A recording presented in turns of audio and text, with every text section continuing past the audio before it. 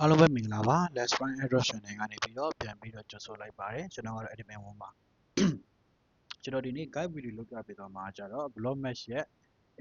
intra test ကို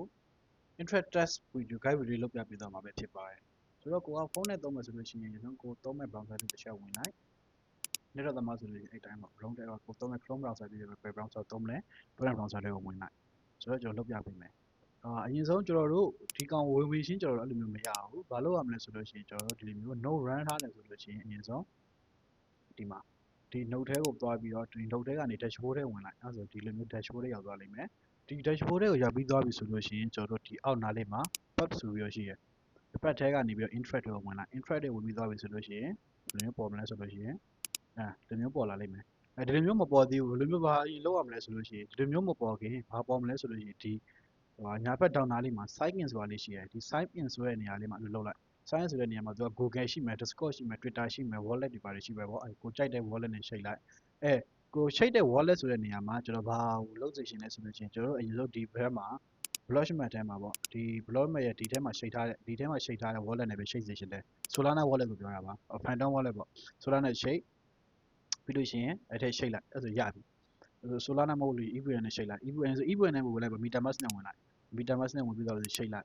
ပြီးမှ Solana နဲ့သွားလို့ Solana နဲ့ဘယ်လိုမျိုးချိန်ရမလဲဆိုလို့ရှိရင်ကျွန်တော်ဆိုကိုက MetaMask နဲ့ဝင်လိုက်တယ်ပေါ့ Gmail နဲ့မဟုတ်ပဲကျွန်တော်ကဒီဘက်မှာ Gmail နဲ့ပဲဝင်ထားသေးတယ်ကိုကအမှ MetaMask နဲ့ဝင်ပြီးသွားပြီးတော့ Solana ဘယ်လိုချိန်မလဲဆိုလို့ရှိရင်ကျွန်တော်ဒီမှာရှိရယ် Connect another wallet ဆိုပြီးတော့ဒါလေးတစ်ချက်နှိပ်လိုက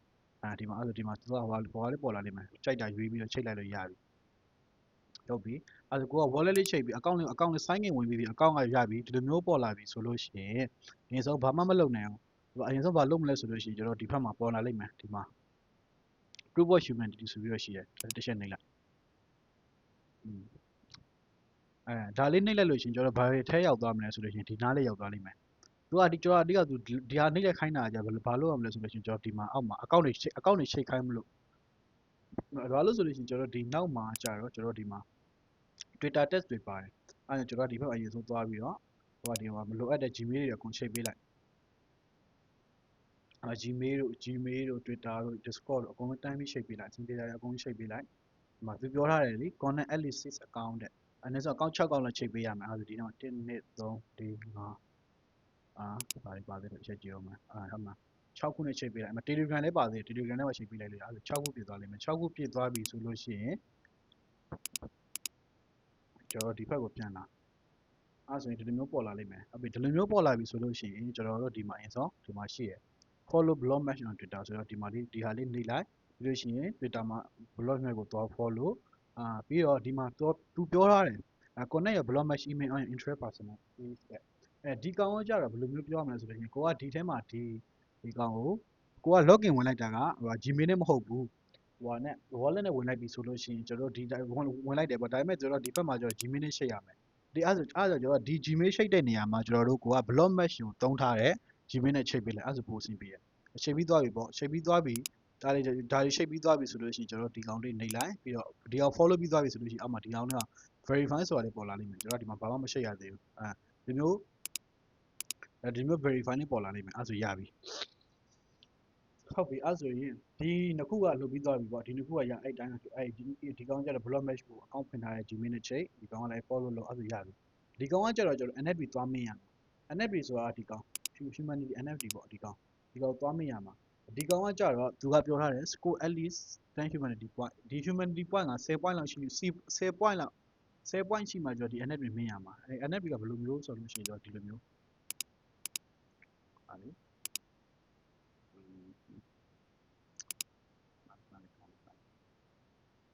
ဒီမှာအဲ့ဒါကလမ်းကြနေNFT ကသူကဒီမှာသူကကြတော့ဒီမှာဘယ်လောက်ပေးရမလဲ fee က$4ဟုတ်တယ်$4ဟုတ်လောက်$4လောက်ပေးရမယ်ကျွန်တော် main ပြီးသွားပြီဆိုလို့ရှိရင်ဒီမှာ discount code လေးထည့်ပေးမယ်အဲ့ဒါချလို့ရှိရင်$3လောက်ပဲကြမယ်$3လောက်ပဲ$3ပဲပေးရမယ်ပေါ့$1ကိုသက်သာမယ်main ပြီးသွားပြီဆိုလို့ရှိရင် code လေးရှာပေးမယ်ဟုတ်ပြီဒါ NFT မြင်တာပေါ့ဒီနားလေးမှာလုပ်ပြီးတော့ကို MetaMask basic က MetaMask ပေါ့ဟုတ်တယ် MetaMask နဲ့ရှိပြီးတော့ပေးလိုက်ရင်ရပြီအဲ့လိုမချရသေးဘူးကျွန်တော်ရှာပေးလို့ရှိရင် code လေးပြန်လုပ်ပေးမယ်အဲ့ဒါရပြီဟုတ်ပြီဒါလုပ်ပြီးသွားပြီအဲ့ဒါကြတော့ဒီထဲ test ပေါ့ ဒီ test ကိုလောက်အောင်ကျွန်တော်တို့sorry ဒီကောင်ဒီကောင်လေးအမှ NFT မြင်ပြီးသားပြီဆိုလို့ရှိရင်ဒီအောက်လေးကိုသွားပြီးတော့ဒီအောက်မှာ verify လေးcontinue to နဲ့ဆိုရပြောနေအမှအောက်မှာ ဒီလိုမျိုး verify လေးပေါ်လာနိုင်မယ်အဲ့ဒါ verify နေလိုက်ရင်ရပြီရပြီအဲ့ဆိုကျွန်တော်ဒီအပေါ်ကအချက်3ချက်တော့ပြီးသွားပြီပေါ့အဲ့ဆိုအောက်ကတစ်ချက်ပြောပြမယ်10 minute တော့ဟုတ်တယ်အောက်ကချက်ဒီကောင်မှာကြတော့သူကဘာပြောထားလဲဆိုလို့ရှိရင်ဒီမှာ anyone of them is needed တဲ့ KYC ဒီ account ဒီမှာသူပေးထားတဲ့ exchange ပေါ့ exchange လေးခုမှာတစ်ကောက်နဲ့ချက်လိုက်ရင်ရပြီအကုန်လုံးတော်တော်များများ Binance ရှိရတဲ့အတွက်ကျွန်တော် Binance ကိုလုပ်ဖို့ရည်ရွယ်ချက်အကြံပေးခြင်းတယ်ဟုတ်ပြီကိုက Binance နဲ့ချိန်မယ်ပေါ့အဲ့ဆိုဒါလေးမိလိုက်အဲ့ဆိုဒီမျိုးလုပ်ရမယ်အဲ့ဆိုရင်တော့ပြပေးမယ်ဟုတ်ပြီ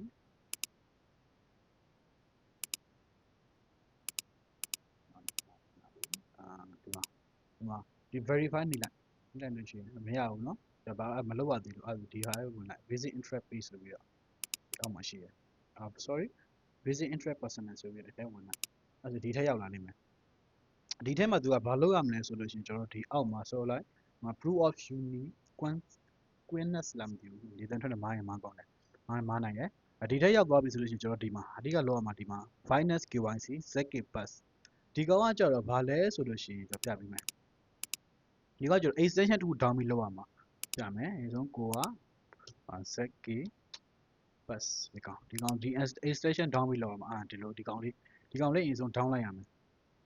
ဒီကောင်လေး down ပြီးဆိုရင်ရပြီ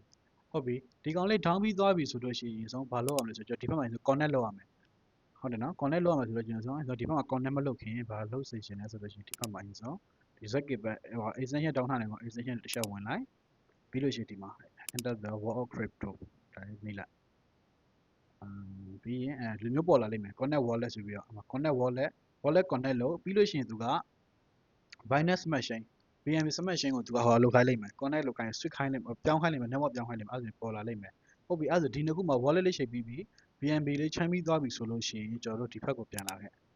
ပြန်လာခဲ့ပြီဆိုလို့ရှိရင်ကျွန်တော်ဒီမှာဒီအောက်လေးမှာရှိရ connect ဒီကောင်လေးကိုလေ3ချက်လောက်နေလိုက်3ချက်လောက်နေပြီးသွားပြီကျွန်တော်ဒီဘက်မှာလည်းဒီကောင်မှာလည်း ZK Pass နဲ့ wallet ချိန်ပြီးသွားပြီဆိုလို့ရှိရင်ဘာလို့မျိုးပေါ်လာမလဲဆိုလို့ရှိရင်ကျွန်တော်ဒီမှာ Binance ကို login ဝင်တဲ့ဟာလေးပေါ်လာလိမ့်မယ်ဒါကျွန်တော်နမူနာပြတာပေါ့ဒီလိုမျိုးပေါ်လာလိမ့်မယ်ဒီလိုမျိုးပေါ်လာပြီဆိုလို့ရှိရင်ဖုန်းသမားတွေကကျတော့ဒီမှာကိုယ့်ရဲ့ Gmail နဲ့ password ထည့်ပြီးတော့ဝင်လိုက်laptop သမားတွေကလွယ်ပါတယ်ဒီကောင်လေး QR code လေးကို Binance account နဲ့ဟိုလေး scan ဖတ်လိုက်လို့ရှိရင် timing ဝင်သွားလိမ့်မယ် permission ပေးလိုက်ရင် timing ဝင်သွားပြီ timing ဝင်သွားပြီဆိုလို့ရှိရင်ခဏလောက်စောင့် refresh တစ်ချက်လောက်နေပြီးတော့ဒီနားလေးမှာ point လေး clean ဒီလိုမျိုးပေါ်လာလိမ့်မယ်သူကခဏလေး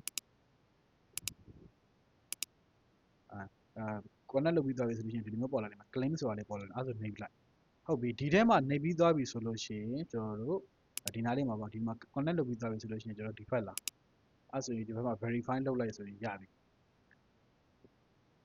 အကုန်လုံး test တွေအကုန်လုံးက free ပဲအဓိကဒီ NFT Pro Achievement တွေ NFT ကိုမြင်နိုင်ပြီကျွန်တော်တို့နည်းနည်း free ပေးရတာပေါ့$3လောက်ကုန်တာဆိုတော့ကပြီးတော့ခုနကျွန်တော်ပြောပြီးသွားပြီလို့လည်းမသိဘူးဟို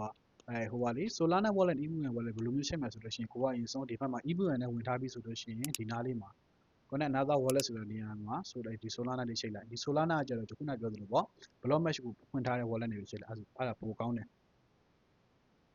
ဆိုတော့ကကျွန်တော်တို့ဒီလောက်ဆိုရင်တော့လေလောက်တက်သွားပြီလို့ထင်တယ်လိုက်လို့ကြည့်ကြပါလိုက်လို့ကြည့်လို့အဆင်မပြေဘူးဆိုလို့ရှိရင်ကျွန်တော်ဟို channel ထဲမှာ live ပြီးပြီပေါ့